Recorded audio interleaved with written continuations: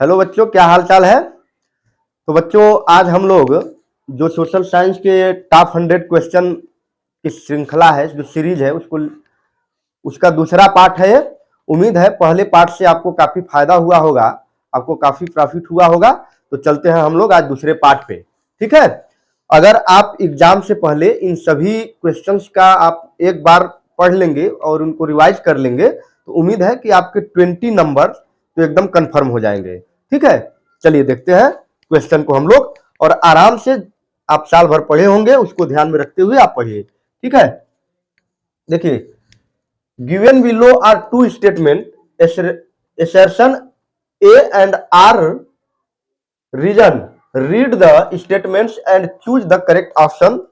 assertion है women in different parts of the world organised and agitated for equal rights, और reason दिया है कि the aim of women's movement is to bring equality in personal and family life as well. दुनिया के विभिन्न हिस्सों में महिलाएं संगठित हुई और समान अधिकारों के लिए आंदोलन किया। एक कथन है, और महिलाओं के आंदोलनों का उद्देश्य व्यक्तिगत और पारिवारिक जीवन में भी समानता लाना है। और आपको आंसर देना है। आंसर क्या देना है? A and R is the correct, both A and R are correct, and R is the correct explanation. किसका? ए का। ठीक है, और फिर है both A and R are correct but R is not the correct explanation of A. ठीक, फिर C दिया है A is true but R is false. फिर डी दिया है A is correct but R is not correct. यह not होना चाहिए था, दोनों तो नहीं होना चाहिए। ठीक है, नॉट करेक्ट। ठीक, आपको बताना है कि इनमें से कौन सा ऑप्शन सही है। अगर आपने ध्यान से पढ़ा होगा तो एक चैप्टर है आप में लिंग, कास्ट और रिलीजियस रिलेटेड। ठीक है, और अगर आप हिस्ट्री में भी जाएंगे तो जहां भी यूरोप में नेशनलिज्म इन यूरोप है, उसमें भी यह बताया गया है कि कैसे वुमेन्स ने काफी आंदोलनों को, काफी मूवमेंट अपना चलाया अपने अधिकारों के लिए, अपने राइट्स के लिए। ठीक है, उन राइट्स में क्या क्या था? पहले अगर आप फ्रांस का रिवोल्यूशन देखेंगे तो वहां पे जो चला वो किसके लिए था? वोट के लिए था, राइट फॉर वोट। ठीक है, वोटिंग के लिए, इक्वलिटी के लिए, कि उनको वोटिंग में समानता मिले, इसके लिए भी चलाया गया था। ठीक है, उसके अलावा देखिए, दुनिया में, वर्ल्ड में सबसे पहले जो राइट्स हुए, वुमेन्स के जो राइट्स हुए, उनमें सबसे पहले तो वोटिंग के लिए हुआ। मैं किस समय की बात कर रहा हूं? मैं अभी 100 ईयर या 100 ईयर से थोड़ा सा ज्यादा की बात कर रहा हूं। एकदम मैं एंशिएंट टाइम में नहीं जा रहा हूं, या मिडुअल हिस्ट्री में मैं नहीं जा रहा हूं, मैं मॉडर्न हिस्ट्री की ही बात कर रहा हूं। ठीक है, तो यहां पे धीरे धीरे फिर यहां पे दिया गया है कि दुनिया के विभिन्न हिस्सों में सभी क्या था उनका, जो महिलाएं संगठित हुई और समान अधिकारों के लिए आंदोलन किया। एकदम करेक्ट बात है, ऐसा हुआ है, महिलाओं ने मूवमेंट किया है अपने राइट्स के लिए। ठीक है, ये इज द करेक्ट है एकदम। महिलाओं के आंदोलनों का उद्देश्य, जो उनका पर्पज है या एम है, वो क्या है? पर्सनल एंड फैमिली लाइफ में भी इक्वलिटी को लाने के लिए ये किया गया है। ये भी बात सही है, ये दोनों सही है। लेकिन यहां पे आपको क्या करना है? बताना ये भी है कि क्या जो इसका स्टेटमेंट ये है वो एक्सप्लेनेशन उसका सही है कि नहीं है। तो एक्सप्लेनेशन भी सही है बच्चों, इसका एक्सप्लेनेशन भी सही है कि महिलाओं के आंदोलनों का उद्देश्य व्यक्तिगत और पारिवारिक जीवन में भी समानता लाना है, इसलिए दुनिया के विभिन्न हिस्सों में महिलाएं संगठित हुई और समान अधिकारों के लिए आंदोलन किया। अगर इसमें आप इसलिए शब्द लगा देंगे तो आपको उत्तर मिल जाएगा, या ऊपर वाले में जब आप पढ़ रहे हैं तो यहां क्योंकि लगा दीजिए तो भी आपका उत्तर मिल जाएगा। अगर दोनों शब्दों का मतलब आपको समझ में आ रहा है। अगर आप सही से उसको पढ़े हैं तो आप यहां समझ जाएंगे कि ये क्या कहना चाह रहा है, और इसका आंसर जो होगा वो कौन सा होगा, ए इज द करेक्ट आंसर। ठीक है, समझ में आया, समझ में आ गया? हाँ ठीक है, आगे बढ़िए। फिर देखिए एसरेशन एंड रीजन का ही क्वेश्चन है, और क्या कहा जा रहा है कि election are the soul of democracy. 9th में भी एक चैप्टर है जिसको हम लोगों ने अच्छे से पढ़ा था, वाई डेमोक्रेसी था ना। Elections are the soul of democracy, और elections expand political participation. Reason दिया गया है कि चुनाव लोकतंत्र की आत्मा है, और फिर चुनाव राजनीतिक भागीदारी का विस्तार करता है। देखिए अब मैं आपको समझा रहा हूं कि कैसे राजनीतिक भागीदारी को कैसे विस्तार कर रहा है। देखिए जैसे जो रीजनल पार्टी है ना, रीजन, जो रीजनल पार्टी है, या इनको हम क्या कह लेंगे, लोकल पार्टीज ना। लोकल पार्टीज को अपने एरियाज के बारे में, जो एरिया है उसका, एरियाज के बारे में सबसे ज्यादा जो है समझ होती है। ठीक है, जैसे हम कहे कि जैसे मैं, एक पार्टी है, साउथ की पार्टी है अन्ना द्रमुक। ठीक है, अन्ना द्रमुक साउथ की पार्टी है। अगर वो यूपी में आकर के चुनाव लड़े और उसी तरीके से कहे कि हम जो है कर पाएंगे, तो क्या वो यूपी के कल्चर को, यूपी के लोगों को, जो पब्लिक है यूपी की, क्या वो अच्छे से समझते हैं? उनके जो मोशंस है क्या वो समझ पाते हैं? नहीं समझ पाते हैं। क्यों? क्योंकि यहां पे सब कुछ भिन्न है, लैंग्वेज भिन्न है। तो जो लोकल पार्टीज है वो क्या करेंगे, वो ज्यादातर समझते हैं। ठीक है, आप देखते हैं कि जो नेशनल पार्टीज है वो भी जब इलेक्शन लड़ती है तो जो लोकल पार्टीज है उनका सपोर्ट लेती है। सपोर्ट का मतलब क्या होता है, या ऐसे कैंडिडेट को वहां पे उतारती है, इलेक्शन लगाती है जो वहां का लोकल हो।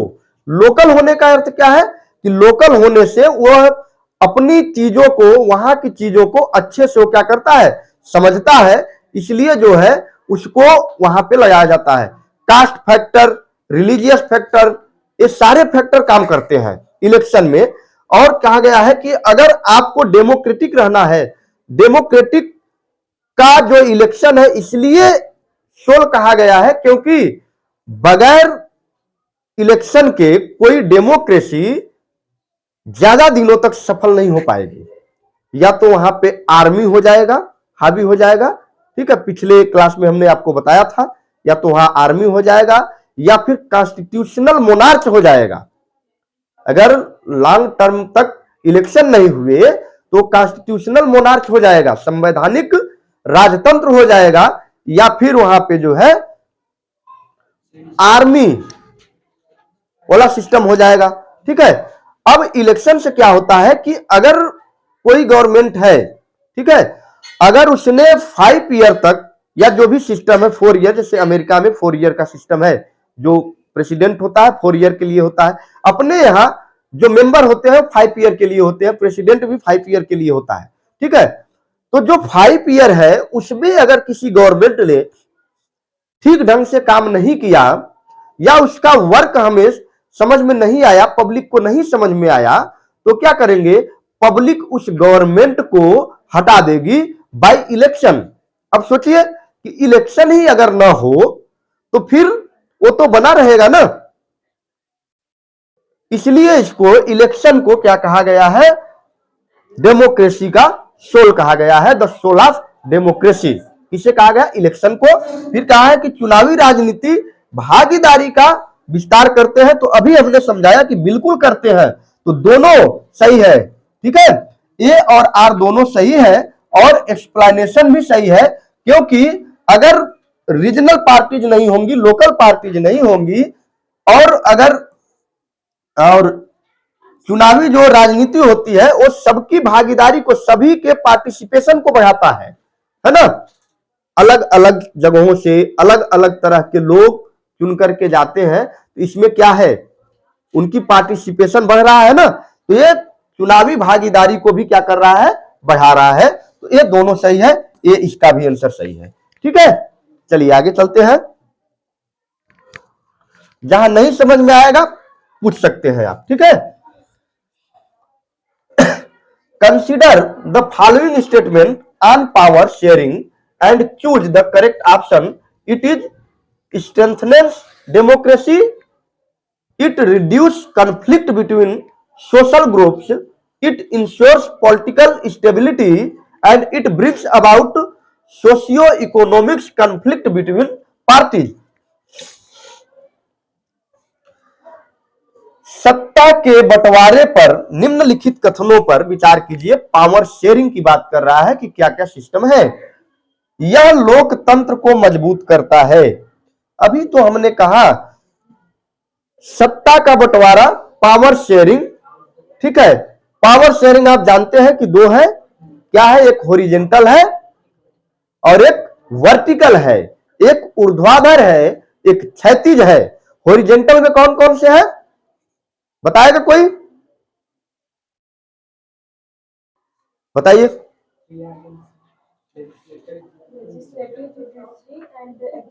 हाँ, लेजिस्लेटिव, जुडिशियरी एवं एग्जीक्यूटिव।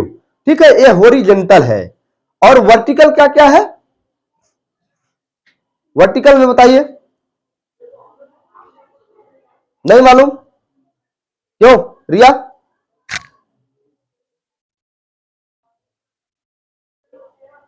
वर्टिकल किसी को भी नहीं मालूम है? अरे ऐसे कैसे भाई,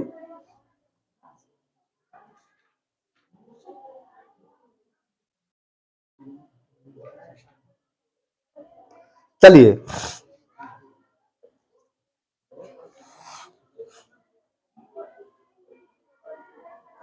वर्टिकल बताना है ना। वर्टिकल में हॉरिजॉन्टल अभी आपने कहा कि एग्जीक्यूटिव है और जुडिशियरी है, और कौन सा है, लेजिस्लेचर है, कार्यपालिका, विधायिका और न्यायपालिका। ठीक है, ये आपका वर्टिकल हो गया। और यहां पे कौन सा है, एक तो यूनियन है ना, फेडरल है कि स्टेट है, और कौन सा है, और पंचायत वाला है, एकदम लोकल वाला, लोकल है। ठीक है,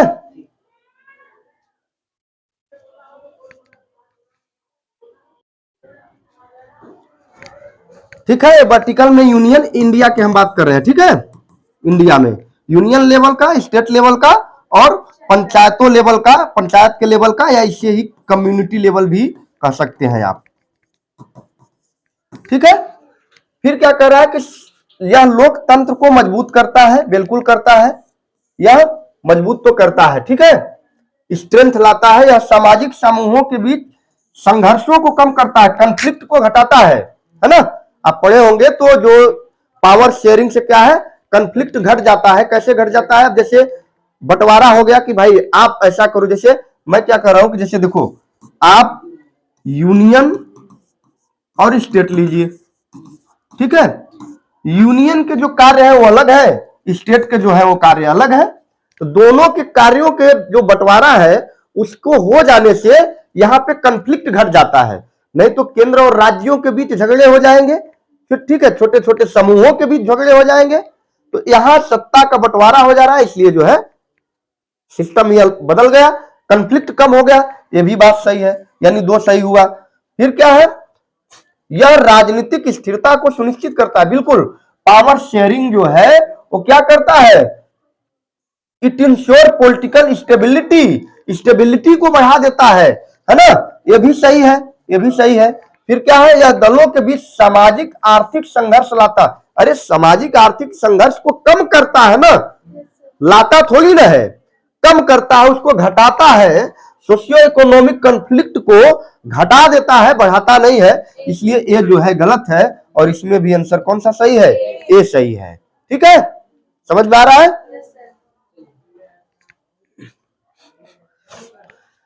निम्नलिखित में से कौन सा ऋण का औपचारिक स्रोत है?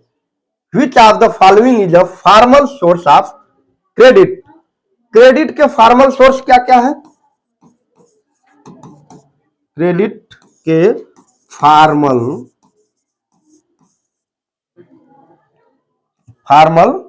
सोर्स ना आपको बताने हैं कौन कौन से हैं। देखो, फॉर्मल सोर्स में बैंक हो गया, फिर कोऑपरेटिव कम्युनिटी, ठीक है, कोऑपरेटिव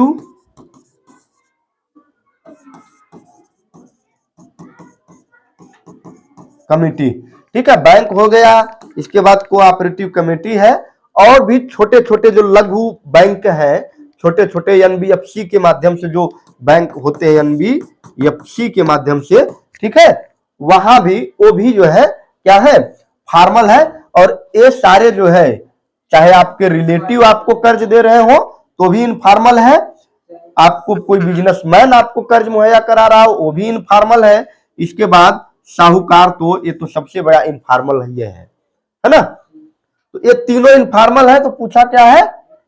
फॉर्मल पूछा है, तो फॉर्मल कोऑपरेटिव डी इसका आंसर हो जाएगा।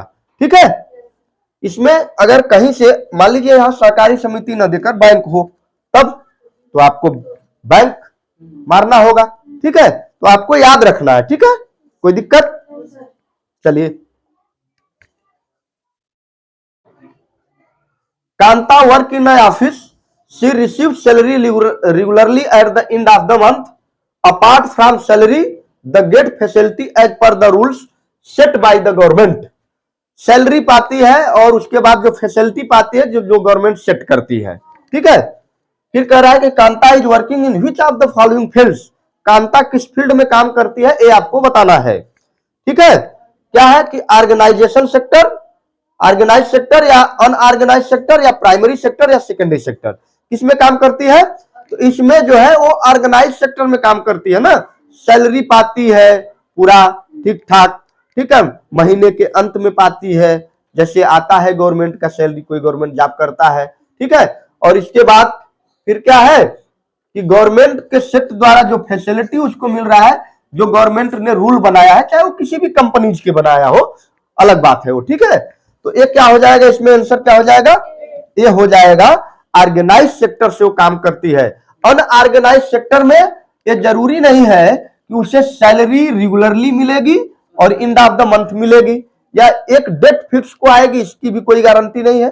और फैसिलिटी उसको मिलेगी कि नहीं मिलेगी वो कंपनी के रूल्स के अनुसार है। ठीक है, वहां गवर्नमेंट रूल्स तो ठीक है, कुछ काम के घंटों पे गवर्नमेंट काम कर सकती है, बट जो वहां सेट होगा, जो कंपनी रूल बनाएगी, वो हो जाएगा अनऑर्गेनाइज सेक्टर। और आप जानते हैं प्राइमरी सेक्टर में कौन सा आता है, ठीक है, सेकेंडरी सेक्टर में कौन सा आता है। सेकेंडरी सेक्टर में काम करने वाले व्यक्ति हो सकता है कि वो किसी कंपनी में काम कर रहे हो, वो सारी शर्तों को पूरा करते हो और वो एक ऑर्गेनाइज सेक्टर हो।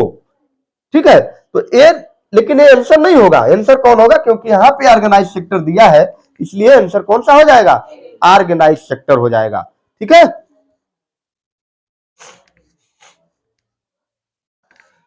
Suppose there are 4 family in an area and their monthly income is 10,000, 20,000, 30,000 and 40,000, then what will be the average income of the area? Choose the correct option from the following। क्या करना है इसमें? सबको add कर लेना है और जितने हैं उसका जो है क्या कर लेना है? डिवाइड कर देना है। तो 10,000 प्लस 20,000 प्लस 30,000 और प्लस 40,000 ना। 4 3 7 7 और 2 9 और 1 10, यानी ये कितना चला जाएगा? बाई 4 होगा ना, तो ये 1 लाख हो जाएगा क्या?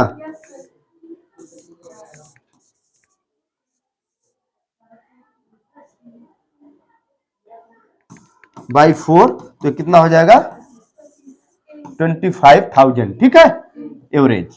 ठीक,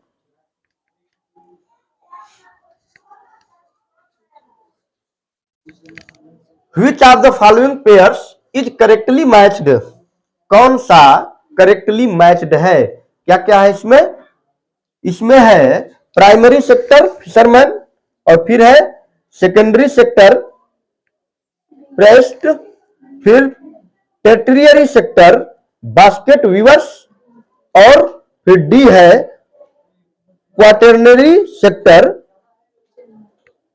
गार्डनर। कौन सा है इसमें, डी, कौन बोल रहा है डी, सेजल, गलत बोल रही हो बेटा, ठीक है। देखिए फिशरमैन वो प्राइमरी सेक्टर से आता है, ठीक है, वो प्राइमरी सेक्टर से आता है फिशरमैन। प्राइस्ट भी प्राइमरी सेक्टर का है, किसका है, प्राइमरी सेक्टर का भी, पुजारी भी है। टोकरी बुनकर जो टोकरी बना रहा है वो भी क्या है, प्राइमरी है। और माली भी तो क्या है, प्राइमरी है। जो फूल उगा रहा है वो क्या है, जो फूलों की खेती कर रहा है, जो फूल की देखभाल कर रहा है, गार्डन की जो देखभाल कर रहा है, उसी को तो माली बोलते हैं ना। तो माली कैसे हो गया है आपका जो है क्वाटरनिटी सेक्टर का, वो तो प्राइमरी सेक्टर से है ना। तो इसमें आंसर कौन हो जाएगा, ए, जो फिशरमैन है वो प्राइमरी सेक्टर का है, ठीक है, गलती नहीं करना है। Bamboo drip irrigation system is prevalent in which of the following states, Tamil Nadu, West Bengal, Meghalaya या ओडिशा, कौन सा है इसमें, ना ना ना ना ना, तमिलनाडु तो नहीं है, ऐसे कैसे आप भूल गए, ऐसे बांस लगता है और यहां बूंद बूंद करके आता है, पानी इधर से आता है, यहाँ सिंचाई होती है बांस से। ये किसका है, ये कहाँ का सिस्टम है, मेघालय, ठीक है, कहाँ का, मेघालय। तो बाम्बू ड्रिप इरिगेशन सिस्टम जो है मेघालय में है, खास करके ये जो खासी हिल्स है, खासी हिल्स या खासी ट्राइबल्स, खासी ट्राइबल्स जो जनजाति है, और इसके अलावा कौन सा, जयंतिया ना, जयंतिया, ठीक है, इन दोनों में और कुछ हिस्सों में गारो, गारो, ये तीनों जो है मेघालय की क्या है, ट्राइबल्स है, और ये तीनों मेघालय में हिल्स भी हैं, ठीक है।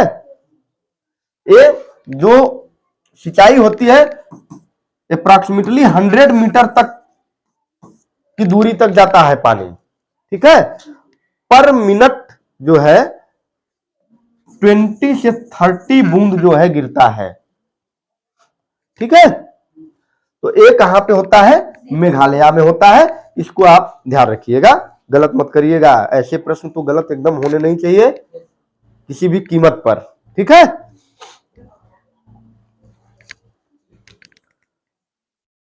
Match column first with column second and choose the correct option, स्तंभ, हाँ क्या है, नेशनल पार्क है और स्टेट है, मिलाना है आपको। काजीरंगा कहां पे है भाई, काजीरंगा बताइए।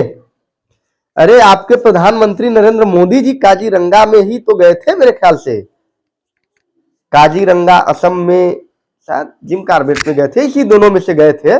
ब्रियल ग्रिल से जो आता है वो बहुत घूम जो है नेशनल पार्क्स वगैरह, बहुत दुनिया के अजीब अजीब जगहों पे जाकर के वीडियो बनाता है,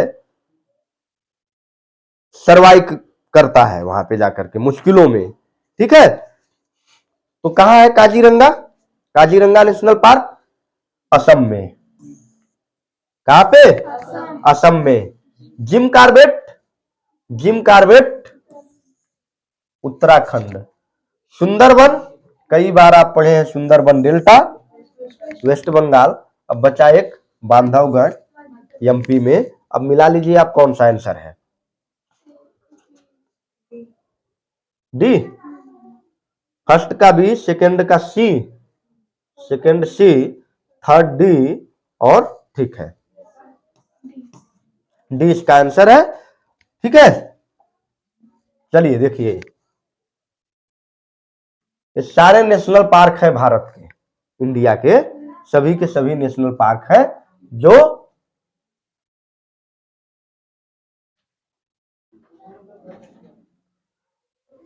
देखिए जो जो आपको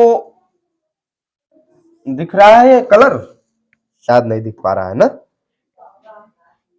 रेड हो जाए तो दिखेगा। हाँ ठीक है, देखिए मैं बता रहा हूं, जो देखिए ये कहा है जम्मू एंड कश्मीर में है ना। इसमें आपको क्या रखना है, एक दांची गांव को याद रखना है। किसको? दांची गांव को याद रखना है, और एक सिटी फॉरेस्ट सलीम अली। ठीक है, ठीक, ये दो इसको आपको याद रखना है।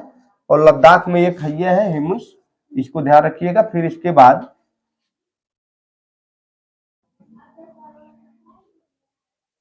हिरांगना एक याद रखिए। ठीक है, ग्रेट हिमालय याद रखिए डायवर्सिटी के लिए। सिम्बालदबारा छोड़ दीजिए इसको। फिर यहाँ पे गोविंद पशु विहार एक है, जिम कार्बेट अभी आपने देखा। नंदा देवी को याद रखिए, राजाजी नेशनल पार्क याद रखिए, और वैली ऑफ फ्लावर्स। इसमें जो है सभी इंपोर्टेंट है। ठीक है, इसमें सबके सब इंपोर्टेंट है, तो इसको याद रखिएगा। फिर यूपी में एक दुधवा नेशनल पार्क है, इसको याद रखिए। ठीक है, दुधवा नेशनल पार्क। बिहार में भी एक ही है, कौन सा है? वाल्मीकि है। ठीक है, वाल्मीकि नेशनल पार्क है। ठीक, फिर सिक्किम में कंचनजंगा, कंचनजंगा है। ठीक है, अभी जो आप देखे हैं।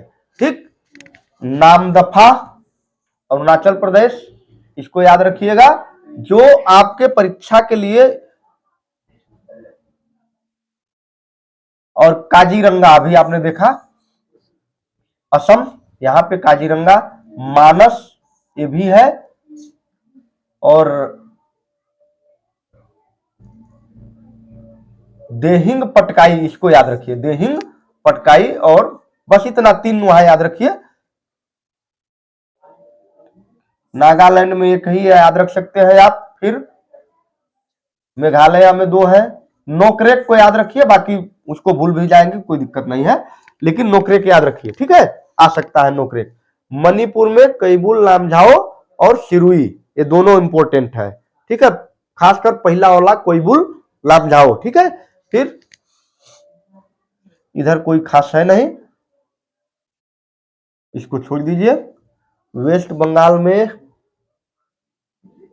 बुक्सा, गुरुमारा, हाँ जालदा पारा एक याद रखिए, एक सुंदरबन।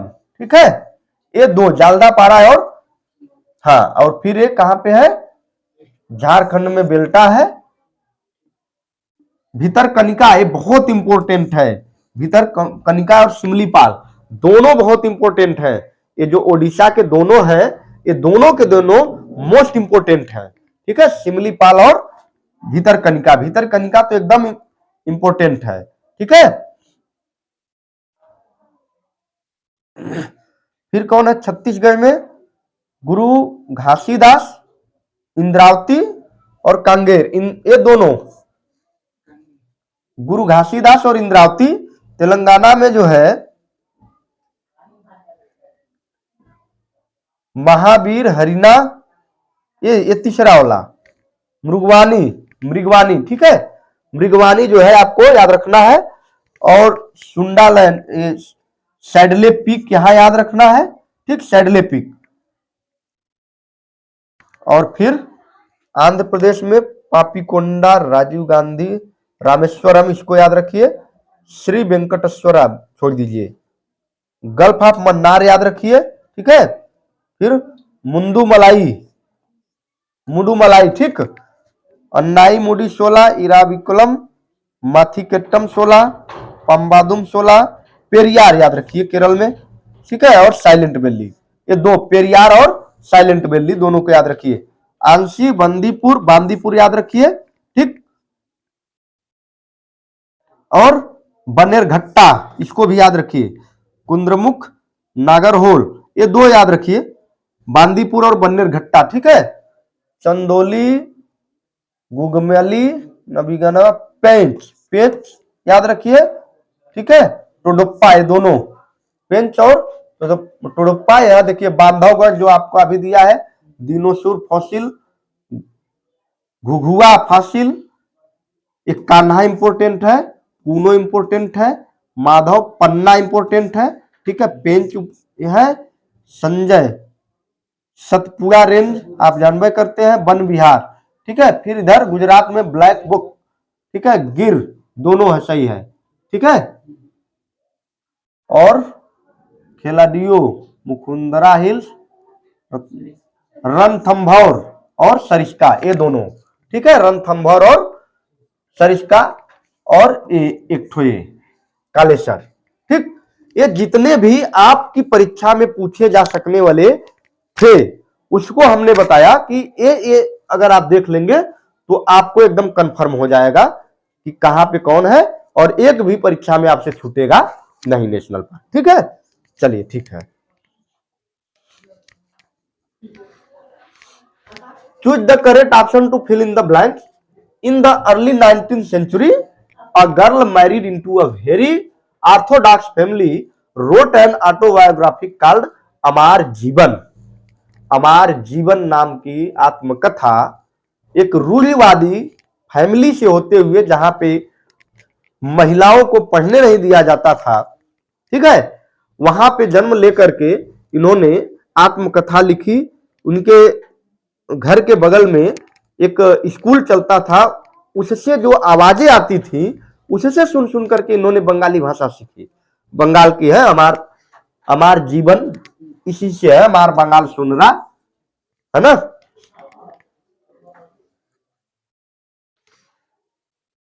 ये रस सुंदरी देवी, कौन सी? रस सुंदरी देवी, ठीक है। रस सुंदरी देवी है, 1886 में इनकी आत्मकथा इन्होंने लिखा था, जिसका नाम क्या है? रस सुंदरी देवी ने अपनी आत्मकथा लिखा, अमार जीवन, ठीक है। आप सोचिए कि 14 वर्ष की उम्र में इनका विवाह हो गया। बचपन में इनके पिताजी मर गए थे, पिताजी का देहांत हो चुका था बचपन में ही, पिताजी को इन्होंने देखा ही नहीं था अपने। ऐसी परिस्थितियों में होकर के 14 वर्ष की उम्र में विवाह हो जाना, उसके बाद आत्मकथा लिख देना, उस समय जिस समय महिलाओं को पढ़ने नहीं दिया जाता था, ये अपने आप में बहुत बड़ी बात है। आज तो सारी सुविधाएं होते हुए आप लोग का दशा ये है कि कोई प्रश्न पूछ लेने पे नहीं आ रहा है, साल भर पढ़ रहे हैं, माता पिता पैसा लगा रहे हैं, उसके बाद भी। तो ध्यान रखिएगा, ठीक है। रस सुंदरी देवी, ठीक।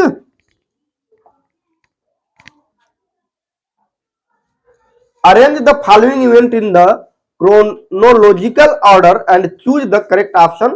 Formation of Khilafat committee in Bombay, Jallianwala Bagh massacre, Bardoli Satyagraha and withdrawal of non cooperation movements.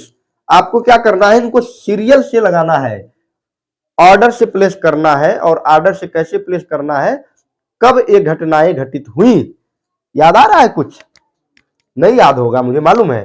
याद है? बताइए, पहला बंबई में खिलाफत समिति का गठन कब हुआ?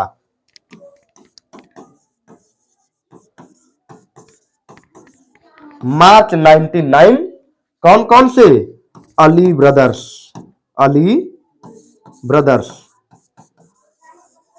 ना, जिसमें शौकत अली और कौन, और मोहम्मद अली, ये दो भाई थे जिन्होंने इस समिति का गठन किया। और इसका काम क्या था कि दुनिया भर में चल रहे खलीफा के अधिकारों, जो खलीफा थे उनके अधिकारों को छीना जा रहा था, तो उनके अधिकारों के लिए जो लड़ाई लड़ने के लिए इस संगठन का गठन हुआ था। तो ये मार्च 99 हो गया। और जलियांवाला बाग तो आप जानते ही हैं, 13 अप्रैल 1909, ठीक। जानते हैं ना, 13 अप्रैल 1999, जनरल ओडायर, आप जानते हैं, आराम से जानते हैं, ठीक है।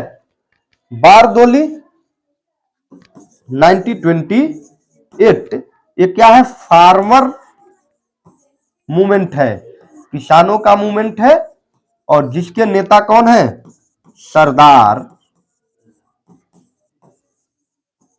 वल्लभ भाई पटेल। और खास बात यह है कि इसी आंदोलन के बाद इनको वहां की वुमेन ने इन्हें सरदार से नवाजा था, सरदार कहा था इनको, ठीक है। ऐसे केवल वल्लभ भाई पटेल इनका नाम था, वहां की महिलाओं ने इनको सरदार से नवाजा, ठीक है।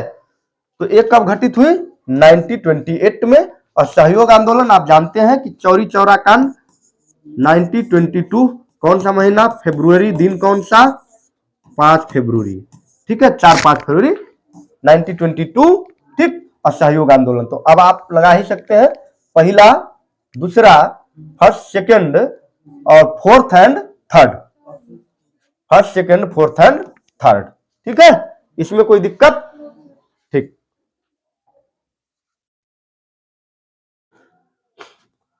Which of the following originated in eastern India and spread in various direction through various branches of the Silk Route? Silk route के माध्यम से विभिन्न देशों में जाने वाला कौन सा था, सिंपल सा है, ठीक है, बौद्धिज्म, बुद्धिस्ट, ठीक है। आप जानते हैं कि किस इलाके में, मगध में ना,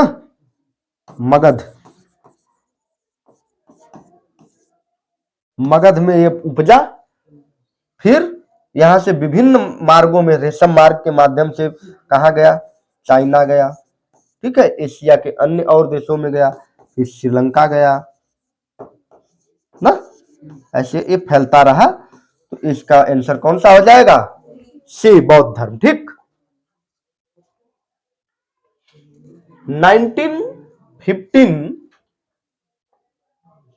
वियना कॉन्फ्रेंस, इन 1915 आपको बताना है कि who among the following hosted the Vienna conference in 1815, answer कौन सा है इसमें, ए, चांसलर ड्यूक मेटरनिक, सही है आंसर, ठीक है, की अध्यक्षता में। जब देखिए नेपोलियन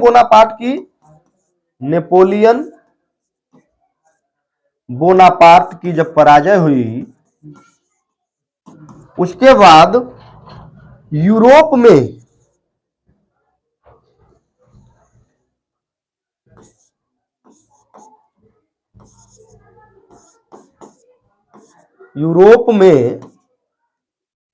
में पूरा जो है शांति बनाए रखने के लिए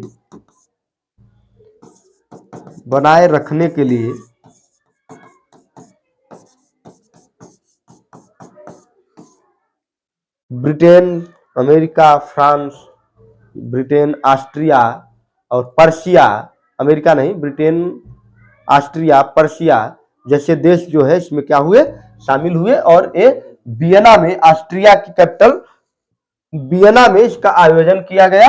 और फरवरी मेरे ख्याल से 1814 से शुरू हुआ था और 15 तक चला था, जिसकी अध्यक्षता, जिसकी होस्टिंग की थी चांसलर ड्यूक मेटरनिक, जो चांसलर थे, ठीक है, याद रहेगा।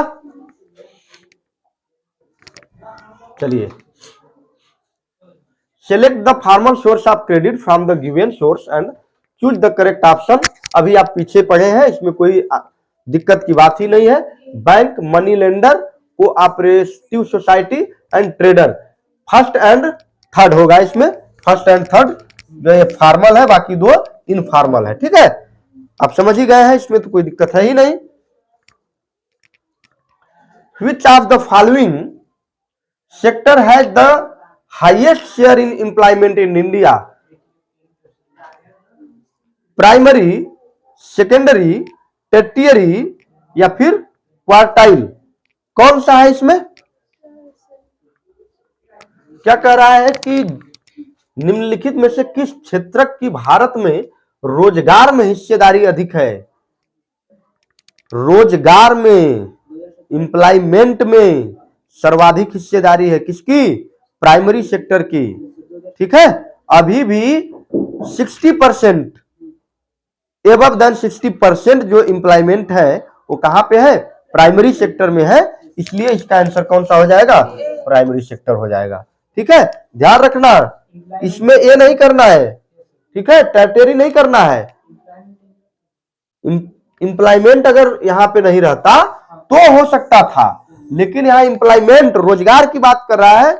और रोजगार देखिए कैसे, खेती हो रहा है, फार्मिंग हो रहा है, उसके साथ साथ एक क्या कहते हैं इसको, बहुत सारे फिशरीज हो रहा है, उसके अलावा मुर्गी पालन है, गाय पालन है, बहुत सारे ढेर सारे काम है। तो वो क्या दे रहे हैं? वो रोजगार ही तो दे रहे हैं ना, वो एम्प्लॉयमेंट ही पैदा कर रहे हैं। ठीक, तो ये क्या है? Primary sector. फिर which of the following is included in liberalisation? निम्नलिखित में से कौन सा उदारीकरण में शामिल है? आप जानते हैं उदारीकरण? 1991 भारत में उदारीकरण, फाइनेंस मिनिस्टर कौन? डॉक्टर सिंह, मनमोहन सिंह। मनमोहन सिंह भारत की उदारीकरण की मैं बात कर रहा हूं। और पीवी नरसिम्हा राव क्या है? Prime minister. उसी समय तो हुआ भारत में। इसके तहत क्या हुआ? भारत में सभी देशों के लिए देखिए, सभी देशों के लिए बाजार खोल दिए गए। बाजार क्या हुए? खोल दिए गए, नहीं, ओपन मार्केट हो गया। तो इसमें क्या कर रहा है कि कौन सा उदारीकरण में शामिल है? व्यापार अवरोधों को बढ़ाना। अरे व्यापार के अवरोध को क्यों बढ़ाएगा? गलत है। ठीक है, राइजिंग ट्रेड बैरियर्स, बैरियर क्यों लगाएगा?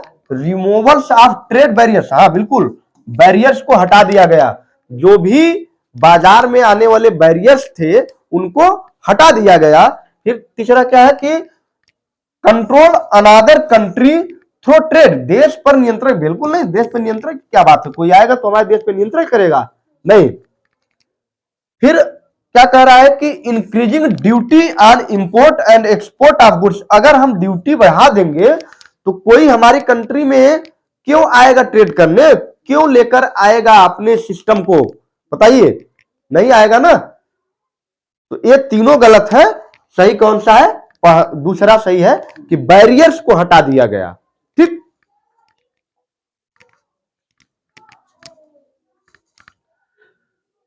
two statements are given below. They are assertion and reason. Read both the statements and choose the correct option. Assertion दिया है कि rural poor families are still dependent on informal source of credit. फिर दिया है for obtaining loan from banks, collateral and special documents are required. फिर क्या दिया गया कि both A and R are true and R is the correct explanation of A. फिर दिया both A and R are true but is not the correct explanation of A. देखिए ये सही कह रहा है, दोनों सही है, दोनों सही है। क्यों? क्योंकि भारत में ऋण बड़े लोगों को तो बड़े आसानी से मिल जाता है, लेकिन छोटे लोगों को, जो बहुत पुअर लोग हैं, उनको ऋण जल्दी नहीं मिल पाता है। उनके पास पेपर्स नहीं होते हैं, गारंटी नहीं होती है। इन सभी को जब वो देगा तब उसको बैंक ऋण देगा। ठीक है, इसलिए उसको ऋण नहीं मिल पाता है। इसलिए उसे लैंड ओनर के पास, लैंड लेयर के उसके पास जाकर, साहूकार के पास जाकर के, लैंडलॉर्ड के पास जाकर के उसको लेना पड़ता है। क्या? क्रेडिट लेना पड़ता है, लोन लेना पड़ता है उसको। ठीक है, तो ये क्या हो जाएगा कि ये सही है दोनों, कि दस्तावेज की ऐसी ऐसी दस्तावेज की मांग कर देंगे, ऐसे ऐसे कागज को मांग कर देंगे जो उसके पास होगा ही नहीं। और वो बेचारा क्या करेगा? उसकी मजबूरी है कि वो किसी न किसी के पास तो जाएगा ना खर्चा चलाने के लिए। नहीं है पैसे, बेटी का विवाह है, उसके पास पैसा नहीं है, बैंक इतना कागज मांग रहा है, उसके पास कागज ही नहीं है, तो क्या करेगा? किसी न किसी के पास जाएगा। ठीक है, तो ये सही है। चलिए देखिए, in one of the small villages a farmer borrows money from the village money lender at a high monthly interest rate, but it is not able to repay it back. फिर next he borrow it from a bank at a lower interest rate. Gradually he earn and pays back the loan to the money lender and the bank. एक गांव का व्यक्ति है जो money lender से loan लेता है लेकिन वो चुका नहीं पाता है, फिर वो बैंक से लोन लेता है और उसका कर्ज भी चुकाता है और अपने कामों को भी कर लेता है। तो इसमें क्या हुआ कि the bank acts as a cooperative lender, bank एक सहकारी ऋणदाता के रूप में कार्य करता है। द बैंक फैसिलिटीज अ डेब्ट ट्रैप सिचुएशन, बैंक ऋण जाल की स्थिति को बढ़ावा देता है, तो बिल्कुल नहीं। The bank ensure a fair exchange of goods, bank वस्तुओं का उचित विनिमय सुनिश्चित करता है, बिल्कुल नहीं। फिर क्या है, the bank saves the farmer from the डेब्ट ट्रैप, बैंक किसान को कर्ज के जाल से बचाता है, एकदम करेक्ट है। ठीक है, ये भी हो सकता है, काम करता है, लेकिन इस स्टेटमेंट का ये सही उत्तर नहीं है, बल्कि डी इसका क्या है, सही उत्तर है, करेक्ट आंसर है कि वो उसे सेव करता है, फार्मर को सेव करता है डेब्ट ट्रैप से, बैंक जाल से या ऋण जाल से उसको क्या करता है, बचा लेता है। ठीक है, चलिए स्टेटमेंट है first, womens are now actively contributing to various managers and university teachers, सही है। स्टेटमेंट सेकंड क्या है कि political expression of gender division and political mobilisation help to improve womens role in public life, सही बात है। ठीक है, इसके कारण महिलाएं विभिन्न प्रबंधकों और विश्वविद्यालयों में क्या है, योगदान दे रही हैं, यहां तक कि पॉलिटिकल पार्टियों में भी योगदान दे रही हैं, बड़े बड़े पोस्ट तक जा रही हैं, मिनिस्टर्स बन रही हैं, ठीक है, और अफसर्स बन रही हैं। तो ऐसा कैसे हुआ है, जब लिंग विभाजन की राजनीतिक अभिव्यक्ति और राजनीतिक लामबंदी ने जो लिंग विभाजन था उसके प्रति लोगों ने जागरूकता दिखाई और उसे कम करने का प्रयास किया गया, इसलिए ऐसा वो लोग कर पाती है। ठीक है, तो इसका क्या हो जाएगा, दोनों स्टेटमेंट करेक्ट है और एक्सप्लेनेशन भी है सी। ठीक है, एक्सप्लेनेशन भी है और करेक्ट भी है।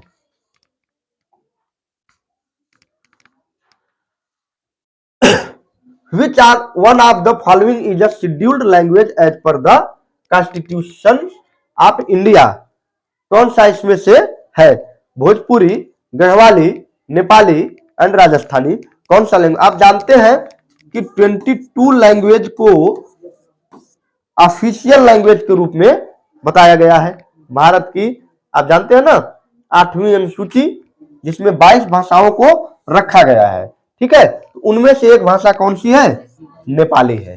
कौन सी है, नेपाली है। अभी भोजपुरी की चर्चा हो जरूर रही है लेकिन अभी हुआ नहीं है, ये भी नहीं है, ये भी नहीं है और ये भी नहीं है, तो क्या है इसमें से, नेपाली ऑफिशियल लैंग्वेज के रूप में हमारे यहां है नेपाली। ठीक है,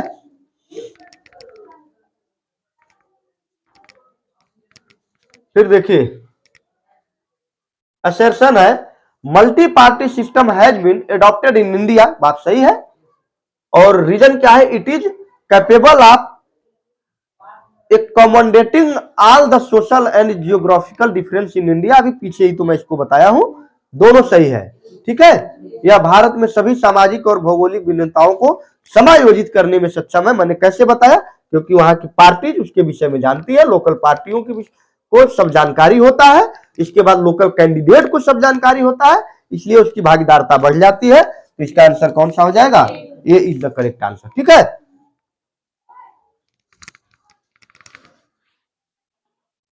Which of the following steps has been taken by the Election Commission of India to reform political parties? Political parties के रिफॉर्म के लिए, उनके सुधारों के लिए इलेक्शन कमीशन ऑफ इंडिया ने कौन सा कदम, कौन सा स्टेप्स जो है लिया है। ठीक है, ये बताना है। Amendment the constitution to prevent defections, दल बदल को रोकने के लिए संविधान में संशोधन किया गया। क्या ये संविधान में जो कॉन्स्टिट्यूशनल अमेंडमेंट जो होता है वो क्या ये करता है, इलेक्शन ईसीआई करता है क्या? नहीं करता है। वो कौन करता है? पार्लियामेंट के माध्यम से होता है, संसद करता है। ठीक है, तो ये पहला गलत हो गया, पहला गलत। ठीक, फिर क्या कर रहा है कि उम्मीदवारों को हलफनामे में आपराधिक मामलों का ब्यौरा देना। आप शब्द को पकड़िए, यहां क्या कहा गया है कि दल है, ये क्या है? पार्टीज की बात कर रहा है, कैंडिडेट की नहीं। तो यहाँ पे क्या दिया है? कैंडिडेट दिया है, ये भी गलत। ठीक है, यहाँ क्या दिया है? कैंडिडेट्स दिया है, तो ये गलत हो गया। फिर नीचे भी कैंडिडेट्स है, ये भी गलत है, कैंडिडेट की कोई बात ही नहीं है। ठीक है, फिर क्या कहा गया है कि it has been made mandatory for all parties to conduct organisational election and file income tax return. उन सभी को देना है कि इनकम रिटर्न कैसे होगा, किस प्रकार से अपना ब्यौरा देना है। इसी में जो है बांड वाला एक सिस्टम आया है ना, इलेक्टोरल बांड, चुनावी बांड, बहुत सारे घोटाले भी उसमें हुए। बहरहाल आप इसका उत्तर कौन सा होगा? डी होगा। ठीक है, ये फिगर देखिए और बताइए कि ये व्यक्ति जो है किस सेक्टर से जुड़ा है, बस ये बताना है आपको। क्यों भाई, बताओ कौन सा सेक्टर से जुड़ा है ये व्यक्ति?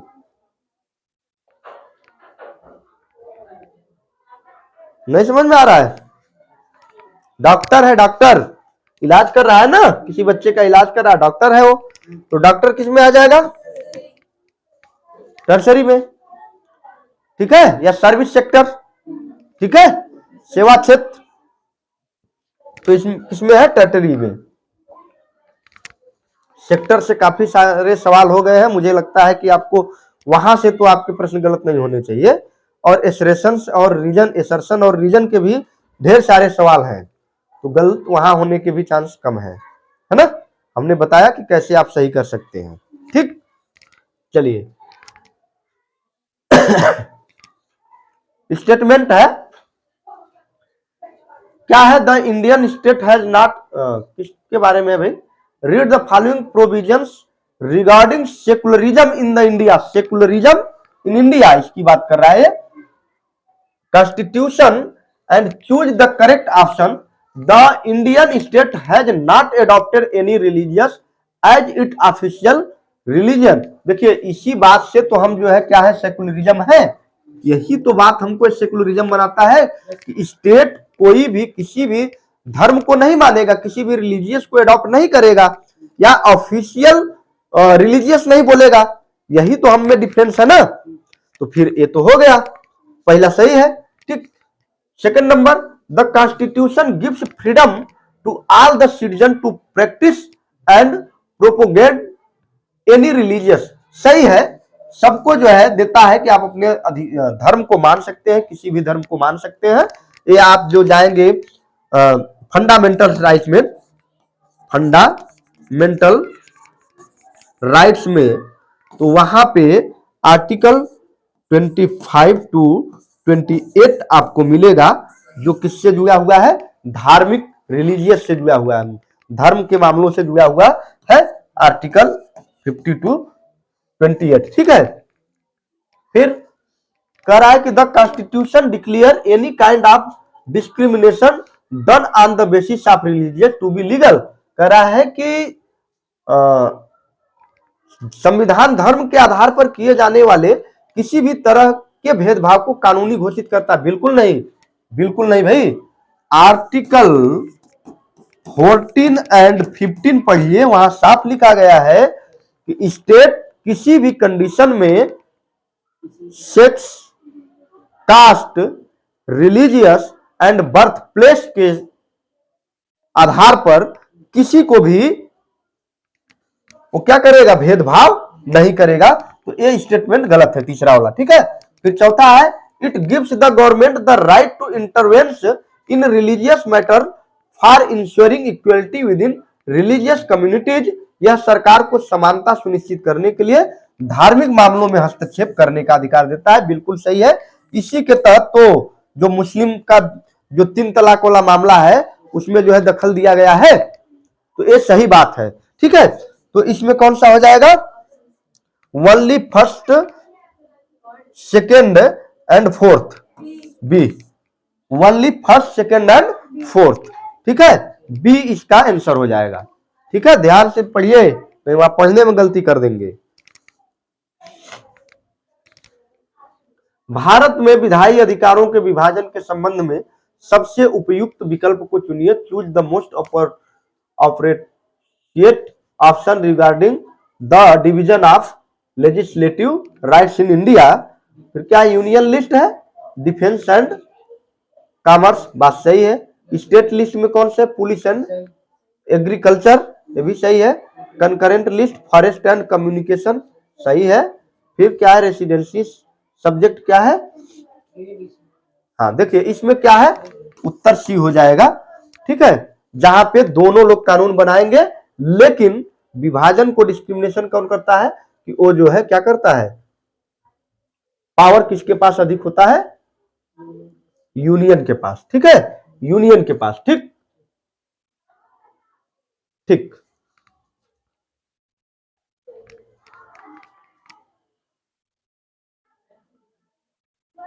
फिर है statement first, division of power is good for democracy system, एकदम सत्य बात है। फिर स्टेटमेंट सेकंड है कि it help to reduce the possibility of conflict between social group, सही बात है, दोनों सही है। और एक्सप्लेनेशन भी ठीक ठाक है। ठीक है, तो इसका उत्तर कौन सा हो जाएगा, सी हो जाएगा, कि सत्ता का विभाजन लोकतांत्रिक व्यवस्था के लिए अच्छा है और यह सामाजिक समूहों के बीच संघर्ष की संभावनाओं को भी क्या करता है, कम करता है। पीछे इसका एक्सप्लेनेशन मैंने कर दिया है। ठीक है, तो फिर यहां कोई मतलब नहीं बनता है, तो इसका आंसर कौन सा हो जाएगा, सी हो जाएगा। ठीक, which one of the following is the highest bauxite producing state of India, Maharashtra, Jharkhand, Gujarat and Odisha, कौन सा है इसमें, बॉक्साइट के लिए ओडिशा है। लगभग 41% बॉक्साइट अकेले उत्पादित करता है। ठीक है, क्या करता है, अकेले उत्पादित करता है। और दो सत कालाहांडी जो डिस्ट्रिक्ट है एक, वहां एरिया है, वहां पे सर्वाधिक होता है। ठीक है, ठीक, तो ये हमारे आज के क्वेश्चन थे, उम्मीद है आपको अच्छे लगे होंगे। ठीक, समझ में आया सबको, ठीक है। चलिए फिर इसी प्रकार से हम लोग इसको 100 को पूरा करेंगे, कल आएंगे हम लोग एक साथ फिर से, तब तक के लिए धन्यवाद।